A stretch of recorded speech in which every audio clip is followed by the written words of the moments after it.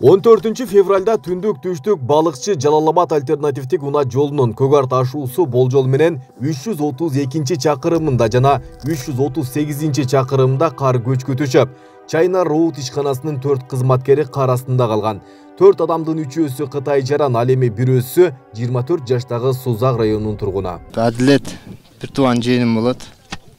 14 күнү ушу Чайна Роуд компаниясында иштечү. 14 күнү айтууларына караганда мага жеткен маалымат боюнча 13 саат 1лерде обедтердин маалында болгон иш. Ошондон бери дайынсыз. Ушу көчкүнүн алдында жатат.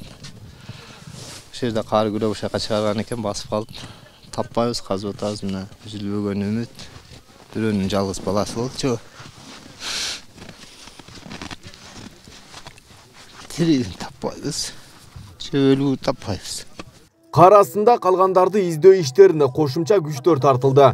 Туннелдин түндүк тарабын изилдөө жана издөө иш-чараларын улантуу максатында дагы 53 куткаруучу тартылды. Издөө иштери өзгөчө кырдаалдар министринин орун басары Эделбек Кулматовдун жетекчилигинде уланууда. Биз азыр ордундан көрүп келдик, Кайрабаштан келип, бул жерде өзүбүздүн чогулуш өткөздүк, жетекчилик жергиликтүү жаран менен жол мекеме ишканасынын Кытайлар менен дагы сүйлөштүк. Кошумча техникаларды чечетирген болдук.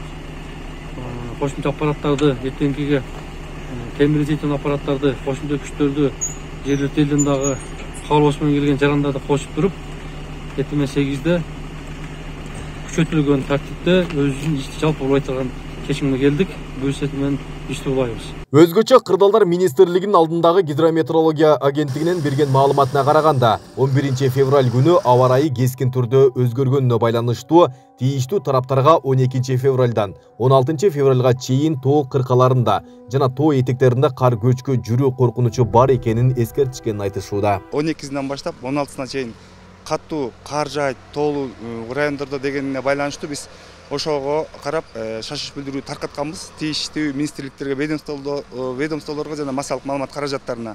Ошол тоолуу райондор деген бул ушул алтын кен каскан жерлер, бийик тоолуу жерде иш алып барган, мына өзүңүздөр күбө болгон ушундай жол куруучуларга тиешелүү, баса белгилеп айтып кетейин.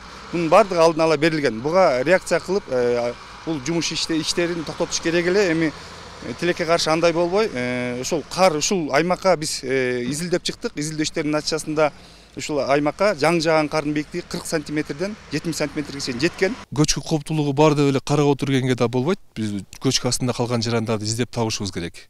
Ошон үчүн атайын биз Бишкектен кар көчкү изилдөө гидрометеорология агенттигинен адистерди чакырганбыз.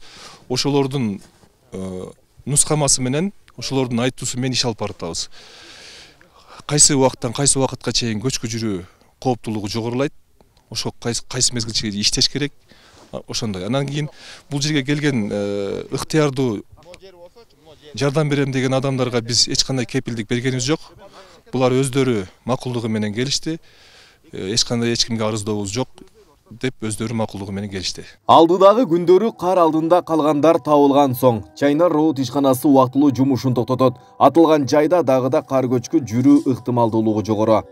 Айбек Исабеков, Аскар Маматисаков, Регион.